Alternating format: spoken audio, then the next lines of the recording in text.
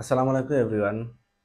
আপনারা যারা যারা স্টুডেন্ট ভিসা অথবা ওয়ার্ক পারমিটে ইউকে যাইতেছে এরা তার লাগি একটা ব্যাড নিউজ হইল যে কিছুদিন আগে ইউকে পার্লামেন্টও একটা পিটিশন দাখিল করা হয়েছিল যে আগামী 5 বছর লাগিয়া যে ইউকেতে যত মানুষ গিয়া ঢুকরায় যে স্টুডেন্ট ভিসা ওয়ার্ক পারমিট বা অন্যান্য ক্যাটাগরিতে তারা 5 বছর লাগিয়া ব্যান করা হইতো, 5 বছর বর্ডারটা ক্লোজ করা হইতো, কেউ ইয়া ঢুকতে পারতো না।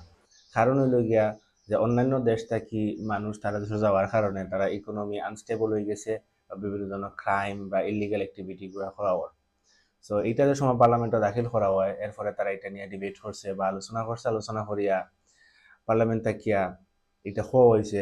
যদিও আপনার অন্যান্য দেশ থেকে যারা মানুষকে ঢুকরা ইউকেতে এটা বন্ধ করা যাইতো না, বা স্টুডেন্ট ভিসা বা স্কিল ওয়ার্কার বা ওয়ার্ক পারমিট এই জিনিসগুলো বন্ধ করা যাইতো না, তবে তারা এই প্রসেসটা গভর্নমেন্ট থেকে এই ডিসিশনটা দেওয়া হয়েছে যে তারা এই প্রসেসটা হার্ড করে নিব।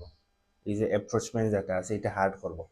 সো দ্যাটস ওয়াই বর্তমানে আগে একটা দিন চিন্তা করে দেওয়া হোক যে আপনারা যারা যারা ইউকে ওয়ার্ক পারমিটে উঠতা তারা কোর্স মানে ভিসা আছিল, কিন্তু এখন কিতা ইন্টারভিউ লাগে, তারা ডকুমেন্ট চেক করে, এই করে সেই করে। স্টুডেন্ট ভিসার ক্ষেত্রে আগে আপনার কাজ ইন্টারভিউ পাস করেছেন মানে ভিসা, কিন্তু এখন তারা হোম অফিস থেকে ইউকে বিয়ে ইন্টারভিউ নেয়।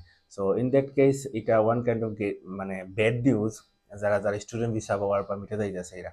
সো আশা করা যায় ব্যাপারটা বুঝতে পারছেন।